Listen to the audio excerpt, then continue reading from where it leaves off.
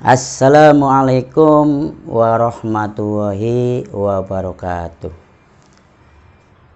Alhamdulillahilladzi an'ama alaina wa hadana ala dinil Islam. Asyhadu an la ilaha illallah wahdahu la syarikalah wa asyhadu anna sayyidana Muhammadan abduhu wa rasuluh. Allahumma sholli ala sayyidina Muhammadin wa ala alihi wa sahbihi wa man tabi'ahum bi ihsanin ila yaumiddin, amma ba'du. Sedulur, subscribe channel Dimas Ali Satria di Yayasan Satria Langit Cirebon. Sampai berjumpa kembali dengan saya Prabu Dharma Saketi, yang mungkin para sedulur sudah pernah melihat video saya sebelumnya, ilmu saya sebelumnya, ada asma langit merah dan sebagainya ya. Nah, meskipun saya tidak sering tayang tetapi kali ini saya hadir kembali menemui sedulur subscribe untuk menampilkan sebuah ilmu yang sudah tidak asing lagi sebenarnya para sedulur. Karena ilmu ini sudah lama saya ijazahkan kepada seluruh Nusantara bahkan mancanegara yang mana ilmu ini namanya ilmu kasepuhan sabdawali. Ilmu kasepuhan sabdawali. Inilah ilmu yang sudah lama sekali sebenarnya saya miliki, dan saya sudah melebarkan sayap untuk mengijazahkan ilmu ini, ilmu kasepuhan sabdawali ini pada para sedulur-sedulur yang sebelum YouTube ini tenar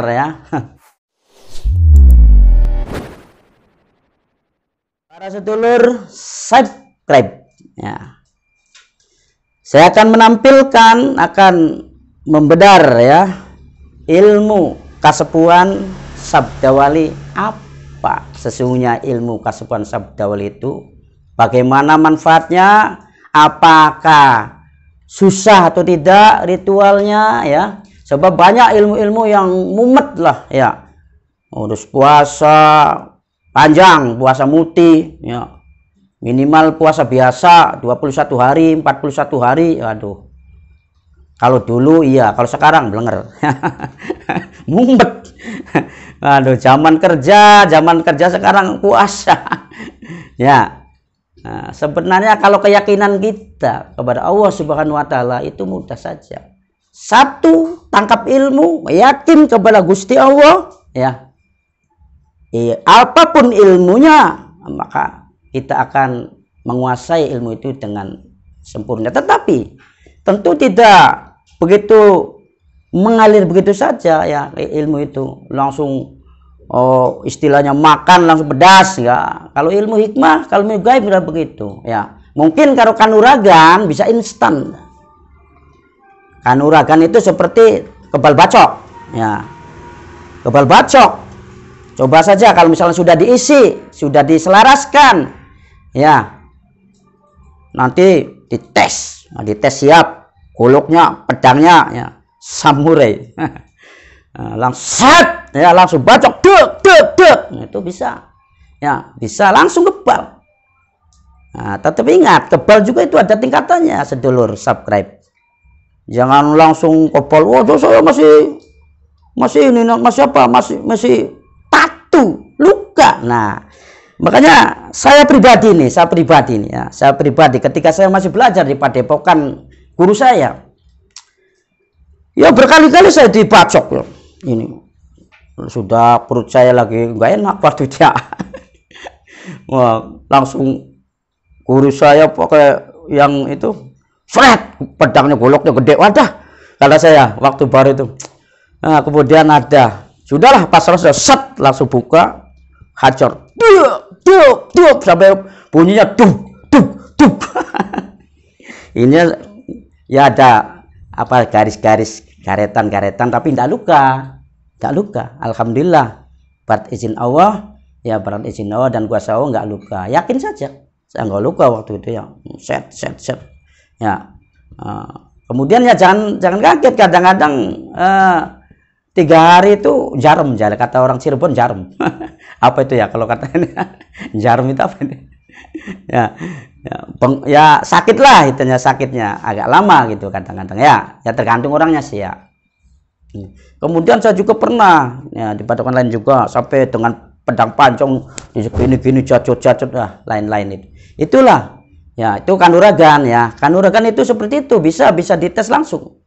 Ya, di sini juga nanti ada di Sabdawali ya. Di ilmu Sabdawali juga ada kekebalannya nanti. Ada kekebalannya ya.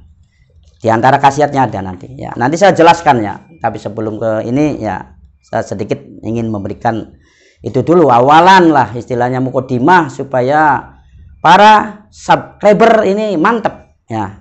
Belajar ilmunya mantep ya. Kalau yang sudah biasa ya ndak usah diceramin lagi, udah mantep ya. Tapi yang kalau yang baru-baru, yang permulaan ini bagaimana ini caranya, bagaimana ini nanti bisa enggak ini, bisa sampai begini enggak, nanti bagaimana, apalagi tipu demi aduh itu ya. Jadi para subscriber, jadi istilahnya belajar ilmu itu santai. Kalau belajar ilmu hikmah begitu, santai ya. Ilmunya apa yang ingin dicapai, ini saya ambil nil ilmunya ya. Bayar maharnya, karena mahar itu sebagai pengikat ilmu. Jangan salah. Ya, banyak yang salah mengenai masalah ini. Mahar adalah ya sebagai pengikat ilmu. Diikat ilmu itu istilahnya begitu. Biar mantep. Ya, biar cinta ilmu. Juga sebagai bentuk daripada keseriusan kita sebagai mencari ilmu. Mau belajar ilmu harus serius. Jadi harus ada pengorbanan. Harus ada perjuangannya ya. Kemudian kita juga menghilangkan sifat-sifat kita, sifat-sifat kikil, bakil, medit. Kalau biasanya orang itu enaknya sendiri saja biasanya. Ingin ilmunya tapi tidak mau berjuang, tidak mau mengeluarkan pengorbanannya. Ya padahal para guru-guru ilmu hikmah itu mencari ilmu itu susah. Saya sendiri belajar ilmu ini nggak mudah. Nggak mudah saya. Nah, antara ilmu yang bermahar dengan yang tidak bermahar. Kalau ilmu bermahar itu lebih tajam, lebih insya Allah lah ya, akan ada perjuangannya. Kalau tidak bermahar ibarat makan nasi itu nasinya tok ya, tidak ada lauk pauknya ya. Itu para sedulur subscribe ya Dimas Ali Satria, jangan lupa ya nanti klik subscribe-nya nanti, like-nya ya, di share juga, mudah-mudahan sebagai amal kita ya. Baik para subscribe Dimas Ali Satria, ilmu kesepuhan Sabdawali ya, ini merupakan ya ilmu hikmah tanpa puasa. Ingat ya, ilmu hikmah tanpa puasa, tanpa wirid-wirid yang ribet ya. Bisa untuk orang Islam, minta untuk orang non Islam, artinya untuk semuanya. Bisa saja, siapa saja bisa ya. Nah, jadi orang Islam monggo, orang yang di luar Islam ya juga monggo bisa menguasai, mempelajari ilmu kesepuhan Sabdawali ini ya. Fungsinya apa? Utamanya yang namanya ilmu kesepuhan Sabdawali, utamanya itu adalah untuk membuka potensi dan bakat. Jadi ilmu ini unik ya, untuk membuka potensi dan bakat seseorang. Jadi kalau orang itu bakatnya terpendam, potensinya terpendam, ketika menguasai atau mempelajari ilmu kesepuhan Sabdawali, insya Allah nanti akan muncul apa saja bakatnya. Bakat seni ya, bakat ilmu, bakat jadi apalah ya, ini akan muncul bukan bakat keilmuan hikmah saja, bukan bakat keparanormalan saja, bukan, tetapi semua bakat-bakat yang ada pada diri seseorang itu akan muncul setelah dia bisa ikut belajar atau mempelajari ilmu kasepuhan sabdawal ini, ya. Apa sih bakat itu? Nah, ini, ya.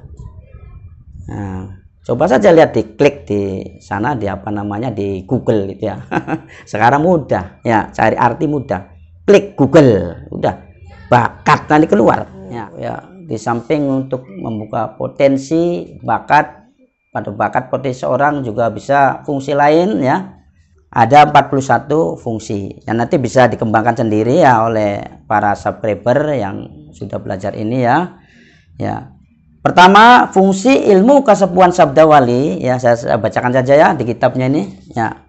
Di kitab kasepuhan ilmu sabdawali ini, fungsi yang pertama adalah mengobati penyakit medis dan non medis. Yang pertama, ya. Yang kedua, mengobati orang gila atau stres. Ya, kemudian yang ketiga, mengobati orang yang terkena ilmu hitam. Ya, jadi orang yang terkena ilmu hitam, ya. Yang keempat, membuang energi negatif pasien. Jadi kalau para sedulur punya pasien itu nanti bisa dibuang energi negatifnya, ya, dulu, ya, sebelum mengobati, biar nanti cespleng, ya, pengobatannya lebih bagus, ya. Jadi dibuang dulu energi negatifnya, ya. Kemudian yang kelima, mengobati orang yang terkena tumbal pesugihan, ya. Yang keenam, mendeteksi penyakit medis dan non medis. Artinya apakah pasien itu memiliki penyakit, riwayat penyakit apa, medis atau non medis, nanti deteksi dengan radar tangan, ya, nanti. Kemudian yang ketujuh, mendeteksi isi power, ya, kekuatan benda pusaka, kodam, ajimat, batu akik dan lain-lain, ya. Nanti bisa mengetahui apakah batu akik, isian-isian itu benda pusaka ada gaibnya atau tidak, ada isinya ada tidak, ya, bisa dikuasai, bisa diketahui dengan ilmu ini. Yang kedelapan, mendeteksi makhluk gaib. Mendeteksi makhluk gaib, nanti bisa memeriksa, ya, di kamar atau di luar, di pohon besar atau di tempat-tempat angker, silakan, ya. Yang kesembilan, mendeteksi ilmu orang lain. Apakah orang itu punya ilmu atau tidak, bisa dideteksi dengan ilmu kasepuhan sabdawali ini.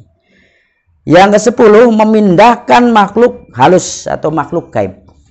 Jadi bisa dipindahkan, ya. Ya, jadi misalkan dari sana dipindahkan set kemana gitu, ya, itu. Ya, kemudian yang ke-11, memasukkan makhluk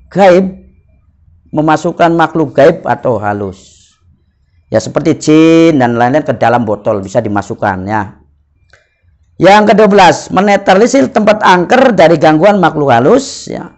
Kemudian yang ke-13, berkomunikasi dengan makhluk astral atau gaib, ya. Yang ke-14, membuka mata batin indera keenam atau terawangan. Yang ke-15, melihat makhluk gaib dengan mata fisik atau terbuka. Yang ke-16, menangkap bisikan gaib. Yang ke-17, mengisi kekuatan gaib pada benda. Terus 18, mengisi kekuatan gaib pada orang. Yang 19, mendeteksi benda-benda gaib pusaka dari alam gaib. Yang ke-19, mendeteksi benda-benda pusaka dari alam gaib. Yang 20, mengambil benda gaib atau pusaka dari alam gaib. 21, ya, memindahkan kekuatan gaib benda atau pusaka ke dalam benda lain. Selanjutnya, yang ke-22, melumpuhkan musuh dari jarak jauh. 23, melumpuhkan musuh dengan doa pelumpuh. Yang ke-24, tenaga dalam ilmu sabdawali. Yang ke-25, silat gaib atau bela diri setrum, ya. Kemudian 26, mengambil ilmu orang lain. 27, menundukkan orang. Khasiat yang ke-28, kewibawaan dan pengasihan. Khasiat yang ke-29, mahabbah khusus. Kemudian selanjutnya yang ke-30, membuat penglarisan dagang. Yang ke-31 maju dalam segala usaha, bisnis dan karir. 32 rezeki lancar, penglaris mengalir deras. Kemudian 33 menjaga keselamatan diri dan keluarga.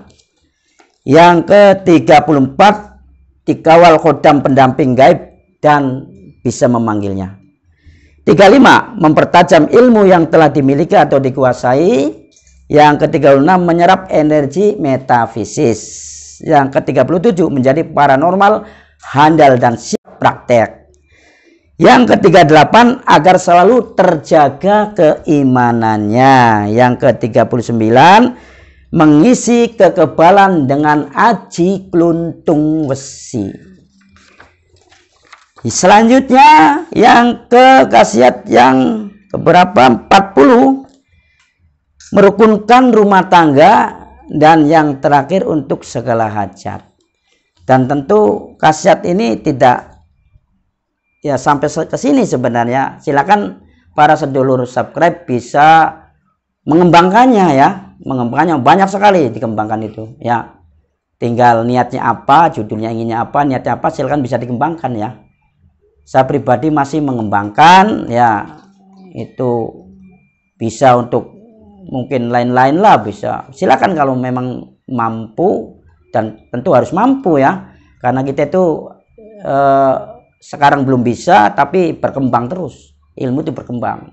Bagaimana ya kita bisa menguasai keilmuan, santai, praktek, bertahap ya, jangan buru-buru ingin bisa semua ya. Praktek ini sudah siap, silakan, itulah yang baik nanti belajar ilmu. Jangan sampai nah ini bagaimana dan sebagainya, akhirnya kita jadi putus asa, kecewa dan sebagainya. Tidak begitu, ilmu itu ya ilmu ya, dari Allah, ada dari Allah, itu akan kesuksesan kepada kita ya. Yang penting kita ngambil ilmunya, kita wirid keilmuan dengan baik, dengan rajin, istiqomah, ajeg ya, terus menerus, dan yakin tentunya, dan praktek dengan rajin juga ya, dan tanpa ada pikiran negatif ya, bakalnya tidak ada pikiran kegagalan dan sebagainya. Andai pun gagal itu hanya sekedar ya istilahnya godaan-godaan saja ya, nanti juga sukses ya, karena banyak orang sukses karena gagal dulu yang banyak ya, itu. Dan bagaimana cara untuk bisa belajar ilmu sabdawal ini ya, bagaimana cara bisa menguasai atau belajar ilmu sabdawal ini, caranya bagaimana ya, silakan menghubungi ini ya, menghubungi Yayasan Satria Langit, dan saya akan jelaskan ada 3 tingkatan, ya pemaharan ya, ada tingkatan ilmu dan ada tingkatan pemaharan tentunya kalau ingin belajar ilmu kesepuhan sabdawal ini. Yang pertama tingkat pribadi ya, tingkat pribadi ini tentu tidak bisa menurunkan ilmunya kepada orang lain, jadi khusus untuk diri sendiri ya. Kemudian tingkatan yang kedua adalah tingkat guru, atau dalam bahasa Inggrisnya master ya, tingkat guru ya, itu guru. Itu berarti ketika belajar ilmu tingkat guru itu bisa menurunkan ya, bisa menurunkan kepada murid, bisa menurunkan pada orang lain, bisa memiliki murid. Nah, tetapi masih terbatas karena muridnya tidak bisa menurunkan lagi, tidak bisa ya kalau tingkat guru. Jadi hanya sedulur yang bisa menurunkan ke murid, tapi muridnya tidak bisa untuk menurunkan ke orang lain lagi. Itu tingkat guru ya. Tingkat ketiga itu adalah tingkat maha guru atau guru besar. Nah, ini tingkat maha guru atau guru besar ini sedulur bisa di samping bisa menurunkan ilmu kepada guru ya, kepada murid, dan muridnya pun menjadi guru ya, akhirnya muridnya itu akan bisa menularkan lagi, bahkan bisa menurunkan lagi ya, jadi bebas ya. Kalau tingkat maha guru atau guru besar itu bisa menurunkan keilmuan kepada siapa saja, dan muridnya juga bisa menurunkan kemana saja. Kalau memang muridnya itu belajarnya nanti oleh sedulurnya itu akan diberikan lagi ilmu kasepuhan sabdali tingkat maha guru lagi. Nah, jadi artinya nanti sedulur kalau belajar atau mengambil tingkat 3 ini, tingkat maha guru atau guru besar, berarti nanti bisa menurunkan tingkat pribadi, tingkat guru, tingkat maha guru dan guru besar lagi ya, kepada orang-orang lain ya, kepada siapapun lah para sedulur ya. Jadi monggo silakan barangkali para sedulur subscribe ya channel Cimas Ali Satria di Yayasan Satria Langit ini, ingin belajar ya, ingin belajar ilmu kasepun sabda walin, monggo silakan datang ya ke alamat Yayasan Satria Langit Cirebon ini ya, baik jarak jauh ya, jarak jauh maupun datang langsung ya. Billahi taufik wal hidayah wa minkum. Wassalamualaikum warahmatullahi wabarakatuh.